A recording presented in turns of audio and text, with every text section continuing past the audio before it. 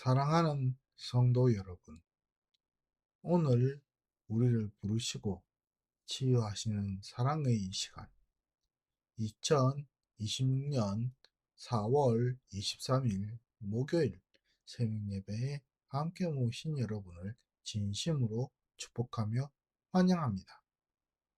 오늘 하나님의 선택을 마음에 두시는 하루가 되시길 소망합니다.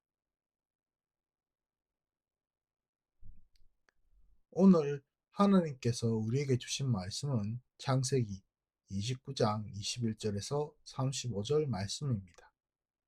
함께 봉독하도록 하겠습니다. 야곱이 라반에게 이르되 내 기한이 찼으니 내 아내를 내게 주소서. 내가 그에게 들어가겠나이다. 라반이 그곳 사람을 다 모아 잔치하고 저녁에 그의 딸 레아를 야곱에게로 데려가매 야곱이 그에게로 들어가니라. 라반이 또 그의 여종 실바를 그의 딸 레아에게 시녀로 주었더라.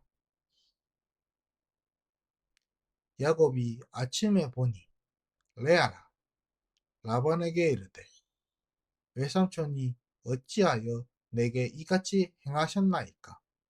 내가 라헬을 위하여 외삼촌을 섬기지 아니하였나이까? 외삼촌이 나를 속이심은 어찌 됨이니까? 라반이 이르되 언니보다 아우를 먼저 주는 것은 우리 지방에서 하지 아니하는 바이라. 이를 위하여 7일을 채우라.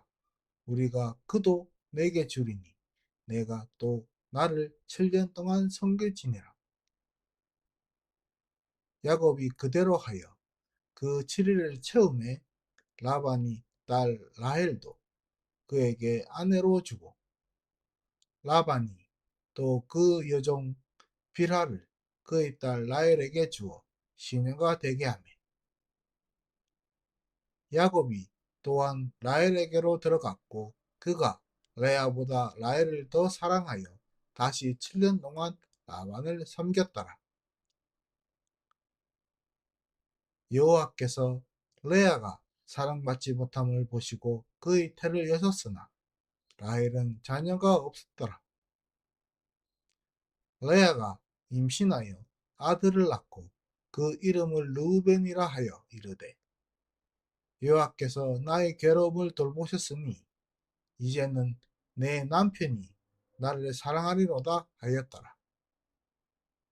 그가 다시 임신하여 아들을 낳고 이르되 여호와께서 내가 사랑받지 못함을 들으셨으므로 내게 이 아들도 주셨도다 하고 그 이름을 시므온이라 하였으며 그가 또 임신하여 아들을 낳고 이르되 내가 그에게 새 아들을 낳았으니 내 남편이 지금부터 나와 연답하리로다 하고 그의 이름을 레위라 하였으며 그가 또 임신하여 아들을 낳고 이르되 내가 이제는 여호와를 찬송하리로다 하고 이로 말미암아 그가 그의 이름을 유다라 하였고 그의 출산이 멈추었더라. 아멘. 창세기 29장 21절에서 35절 말씀을 통해 하나님은 사랑받지 못한 자를 돌보신다 라는 제목으로 말씀을 나누도록 하겠습니다. 사랑하는 성도 여러분, 오늘 본문에서 우리는 사랑을 얻지 못해 마음이 무너진 사람의 자리를 봅니다. 레아는 남편 야곱에게 사랑받지 못하였고 바로 사랑받지 못함이라는 그 사실은 단순한 감정의 문제가 아니라 하루를 버티는 힘까지 흔들어 놓는 아주 큰 아픔이었습니다. 그런데 하나님은 성경은 그 아픔을 대충 덮거나 치유하지 않고 아주 분명하게 말씀합니다. 여호와께서 레아가 사랑받지 못함을 보셨다. 사랑하는 성도 여러분, 여기서 가장 중요한 단어는 보셨다입니다. 하나님은 단순히 하늘에 계신 분이 아니라 사람이 숨기고 싶은 상처까지도 정확하게 보시는 분으로, 하나님께서 보신 그 상처를 내가 더 잘하면 사랑받을 거야 라고 치료의 조건을 말씀하시지 않으십니다. 하나님께서는 레아에게 하나님을 위한 조건을 먼저 요구하지 않으시고 먼저 손을 내미십니다. 즉, 레아가 사람이 하나님의 도움을 끌어낸 것이 아니라 하나님이 자유롭게, 하나님이 스스로 결정하셔서 하나님이 스스로 먼저 사람을 위하여 움직이신 것입니다. 즉, 누가 하나님을 설득해서가 아니라 하나님이 하나님이시기 때문에 약한 사람을 향하여 먼저 길을 내시고 손을 내십니다. 하나님의 그 길 내심, 약한 사람을 향한 그 치유로, 그 결과로 레아는 아들을 낳지만 레아의 마음은 한 번에 치유되지가 않습니다. 레아는 아이의 이름을 지으며 이제는 남편이 나를 사랑하겠지 라고 기대를 품기도 합니다. 이것은 우리의 모습과 닮았습니다.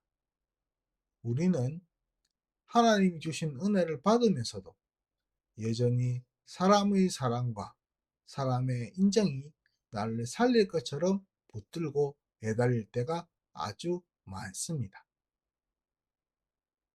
그러나 우리의 그런 마음을 하나님은 그 흔들리는 우리의 마음을 책망부터 하시지 않으시고 시간을 두고 우리를 이끄십니다. 바로 본문의 레아처럼 말이지요. 하나님은 본문의 레아의 상처를 하루 만에 치유하시는 방식으로 돌보시지 않으셨습니다.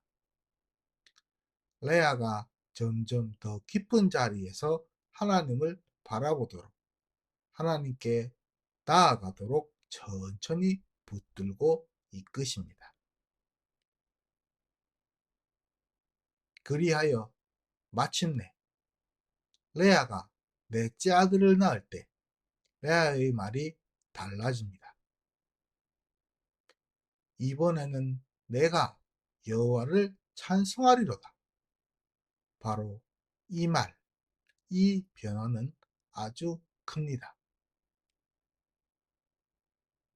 바로 레아의 시선이 사람이 나를 사랑해주면 살겠다 에서 하나님이 나를 붙드셨으니 나는 하나님을 찬송하겠다로 바뀌어 옮겨져 갑니다. 이것이 바로 오늘 하나님이 본문이 우리에게 보여주시는 회복의 길입니다. 하나님은 사랑받지 못한 자를 보시고 그냥 위로의 말만 주시는 것이 아니라 실제로 강하게 붙드시고 강하게 살리시며 그 살리신 마음의 중심을 바꾸어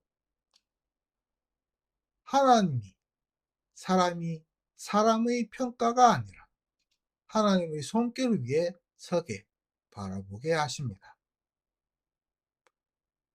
그러니 사랑하는 성도 여러분, 하나님은 상처를 모른 척 하시지 않으십니다. 하나님은 사랑받지 못한 자를 보고 하나님이 스스로 결정하시어 먼저 하나님께서 약한 자를 돌보십니다. 그래서 우리는 사람에게만 답을 찾다가 지치지 않아도 됩니다. 즉, 우리에게 오늘 우리의 마음속에 나는 왜 이렇게 사람들에게 사랑을 받지 못하지? 라는 슬픔이 있더라도 이미 그 슬픔은 그 자리에서 하나님이 이미 보시고 계시며 이미 그 슬픔을 붙들고 계신다는 사실을 기억하고 깨달으면 됩니다. 그 깨달음과 그 기억이 우리의 마음과 하나님의 기억 속에 쌓이고 쌓이면 우리도 레아처럼 결국 이렇게 말하게 고백하게 됩니다. 이번에는 오늘은 지금은 과거와 다르게 제가 하나님을 찬송하겠습니다.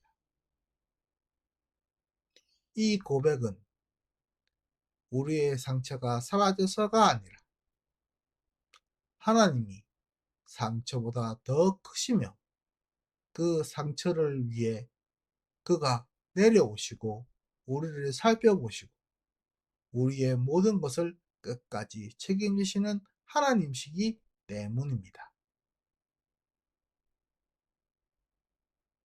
기도하시겠습니다. 하나님 아버지, 감사합니다. 사랑받지 못해 마음이 무너지는 우리의 자리를 주님이 보신다는 사실을 오늘 다시 믿게 해주심을 감사드리옵나이다. 사람의 평가와 사람의 사랑에만 매달리느라 지친 우리의 마음을 불쌍히 여겨주시고 본문의 레아처럼 레아를 붙드신 것처럼 우리도 조용히 하나님의 손으로 강하게 붙들어 주시옵소서.